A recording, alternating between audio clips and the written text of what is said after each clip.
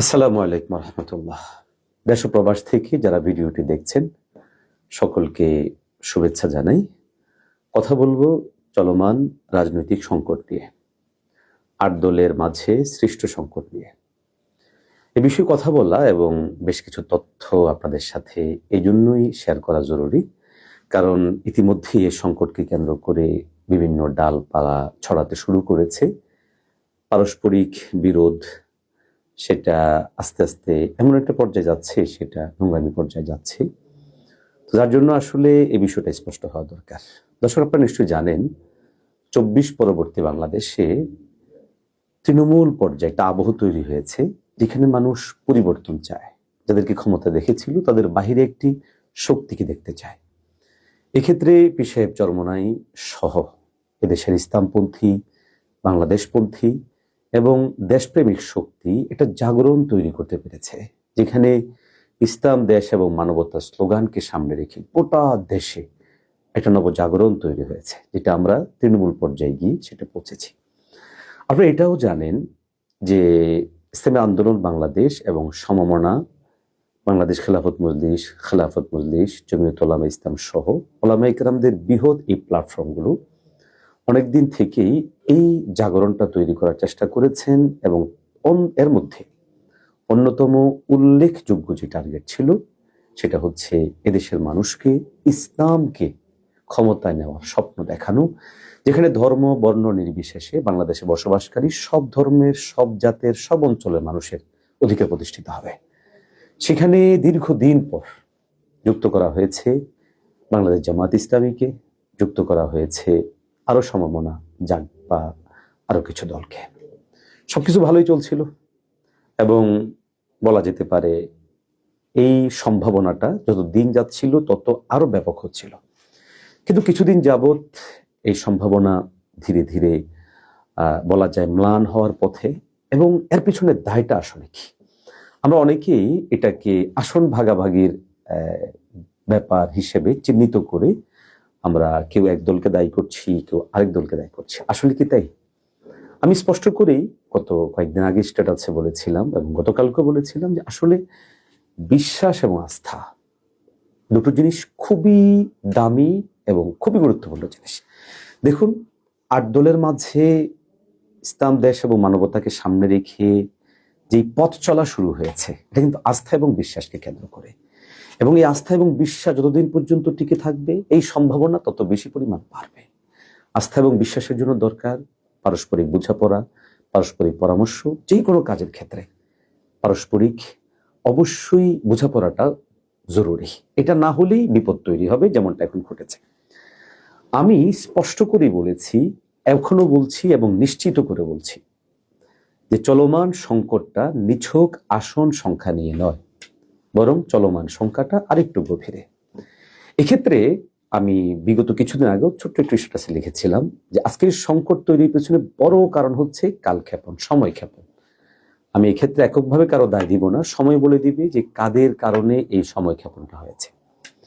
এখন যেটা হচ্ছে যে ইসলামী আন্দোলন বাংলাদেশ এবং জামাত ইসলামী, বা ইসলামী আন্দোলন বাংলাদেশ এবং সমমনা দল জামাত ইসলামী, এদের পারস্পরিক যেই দূরত্ব, দ্বিমত, এটা তৈরি হওয়া, এর পিছনে আমি স্পেসিফিক, আপনারা জানেন যে আমি ইসলামী আন্দোলন বাংলাদেশের কেন্দ্রীয় আমেলার সদস্য, এবং আমি কুমিল্লা জেলা দক্ষিণের সভাপতি হিসেবে দায়িত্ব পালন করছি এবং নিজেও একজন প্রার্থী।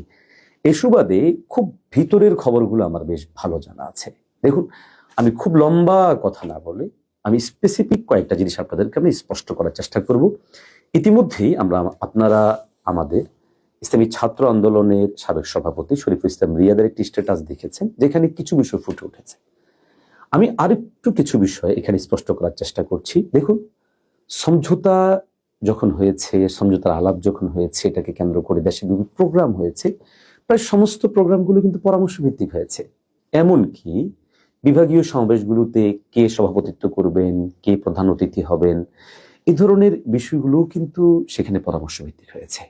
কিন্তু আশ্চর্য বিষয় হচ্ছে এনসিপির মতো একটি গুরুত্বপূর্ণ দল এখানে যুক্ত হবে, এবি পার্টির মতো একটি দল এখানে যুক্ত হবে, এলডিপির মতো একটি দল যুক্ত হবে, বাংলাদেশ জামাত ইসলামী ব্যতীত ইসলামী আন্দোলন সহ বাকি আর কোনো দল সেটা জানলো না মূলত আস্থা এবং সংকট এবং দূরত্ব তৈরি সূচনাটা এদিক থেকেই তৈরি হয়েছিল।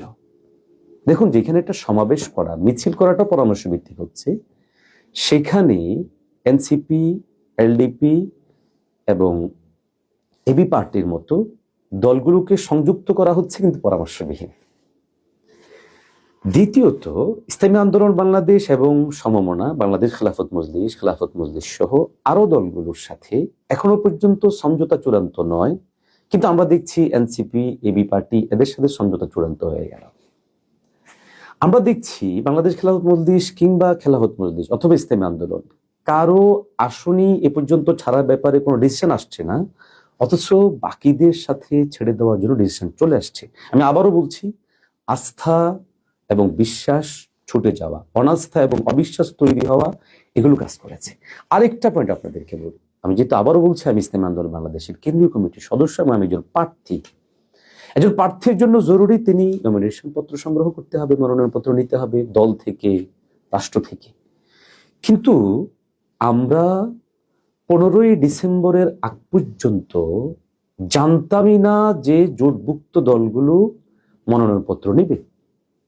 আমি আপনাদেরকে একটি স্ট্যাটাস এখানে দেখাচ্ছি বাংলাদেশ জামাত ইসলামীর সেন্ট্রাল পেজ থেকে। হঠাৎ করেই তারা তাদের সেন্ট্রাল পেজের মধ্যে ঘোষণা দিল যে সম্প্রতি, এটি আমি আপনাদেরকে পড়ে শোনাচ্ছি, সম্প্রতি দেশব্যাপী ত্রয়োদশ জাতীয় সংসদ নির্বাচন মনোনয়ন ফরম বিতরণ শুরু হয়েছে। বাংলাদেশ জামাত ইসলামীর পক্ষ থেকে গত 15ই ডিসেম্বর সোমবার 6টি এবং আজ 17 ডিসেম্বর বুধবার 51টি সহ মোট 57টি মনোনয়ন ফরম সংগ্রহ করা হয়েছে। আমি বিনয়ের সাথে বলবো, আমাদের যে সমস্ত অনলাইন অ্যাক্টিভিটি জামাত ইসলামীর পক্ষ হয়ে ইসলামী আন্দোলন বাংলাদেশের উপর কিংবা আমাদের বাংলাদেশ খেলাফত মজলিস ও খেলাফত মজলিসের উপর দায় চাপানোর চেষ্টা করছেন, আপনারা আপনাদের কেন্দ্রীয় দায়িত্বশীলদেরকে প্রশ্ন করুন যে আপনারা যে ঘোষণা দিয়েছিলেন, এই যে ঘোষণা, এই 57টা মনোনয়ন ফরম সংগ্রহ করার ক্ষেত্রে কি আদৌ সহযোগী সমঝোতার সাথে অংশীদার যারা তাদের সাথে কথা বলেছেন কিনা?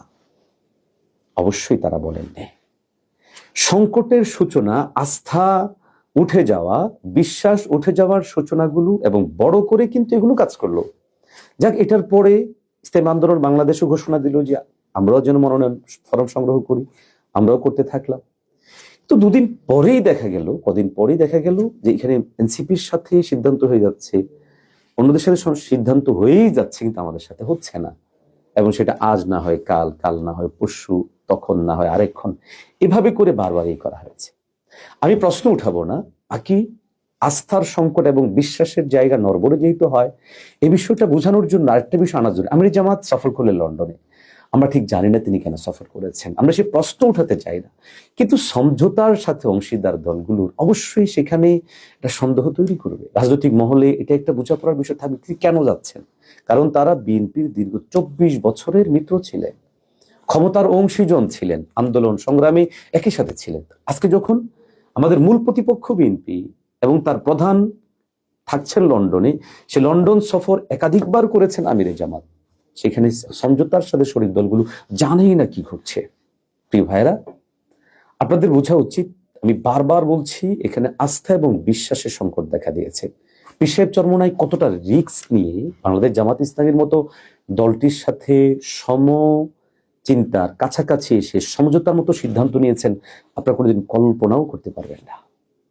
ইসলামী আন্দোলন বাংলাদেশকে তার দীর্ঘ যে সিদ্ধান্ত, সেখান থেকে সরে এসে মোহতারাম আমিরকে গোটা দেশ থেকে বিভিন্নভাবে চাপ প্রয়োগ করার পরেও তিনি বাংলাদেশ জামাত ইসলামীর মতো দল, যার গায়ে এখনো পর্যন্ত 71-এর দাগ লেগে আছে, এবং আপনারা জানেন যে দুদিন পর পর যখন 71 বিষয়টা আলোচনায় আসে তখন কোন পর্যায়ে পৌঁছে যায়।